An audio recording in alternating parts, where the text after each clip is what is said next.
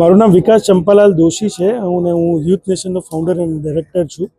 મેં youth nation 2014માં ચાલુ કરેલું. આજે 12 વર્ષ થયા છે, જેની અંદર અમે ડ્રગ્સની અવેરનેસ પર કામ કરીએ છીએ. આ વર્ષે બી અમે 26 જનવરી એક મોટો મેગા ઇવેન્ટ લઈને આવીએ છીએ. પ્રોપરલી પૂરો ડ્રગની અવેરનેસ પર છે. આ 1 કિલોમીટર લાંબુ રોડ પર અમે ઇવેન્ટ કરવાના છીએ. એ ઇવેન્ટની અંદર ખાસ વાત એવી છે કે પહેલી વખત પોલીસ જે છે એ લોકો રોડ પર પરેડ કરશે લોકો માટે.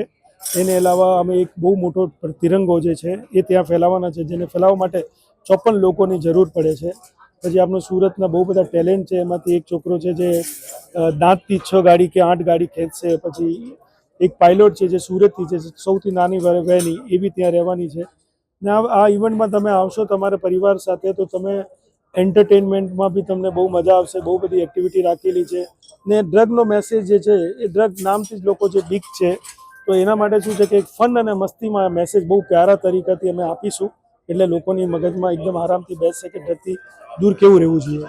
મુખ્ય ઉદ્દેશ્ય સિમ્પલ છે કે જે તાદાદમાં ડ્રગ્સ સુરત, ગુજરાત યા હિન્દુસ્તાનમાં વધે છે, એ રોકથામનું કામ જે ગવર્મેન્ટ કરે છે. રોકવાનું કામ ક્યારે કરવાનું પડે? ડ્રગ ક્યારે બંધ થશે? જ્યારે લોકો લેવાનું બંધ કરશે. અગર લેવાનું જ બંધ કરશે તો ડ્રગ આવશે જ નહીં. પછી પોલીસ કે બીજું કોઈ રોકવાની જરૂર જ નહીં પડે. સો બેટર છે કે અમે એવી અવેરનેસ કરીએ છીએ જે લોકો ડ્રગ્સની તરફ જાય છે એ જાય જ નહીં, ત્યાં જ રોકાઈ જાય. This is the main intention. આ ઇવેન્ટ પત્યા પછી લગભગ તો અમને 1000 થી 1500 ફોન આવશે આવાવાળા 7 દિવસમાં. દર વર્ષે 1000 થી ઉપર અમને ફોન આવે છે અલગ અલગ પેરેન્ટ્સ અને પેશન્ટના કે અમને ડ્રગમાંથી નીકળવું છે. બદકિસ્મતી એ છે કે 1000માંથી અમારી પાસે ટ્રીટમેન્ટ માટે 10 થી 12 લોકો જ આવતા હોય છે. કાઉન્સલિંગ અમે કમસે કમ નહીં તો 100 થી 150 લોકોની કરતા હોય. 1000 લોકો કોન્ટેક્ટ કરે છે, એમાંથી 100-150 લોકો અમારી પાસે આવે છે, ને એમાંથી 10 થી 15 લોકોનું અમે ટ્રીટમેન્ટ કરી શકીએ.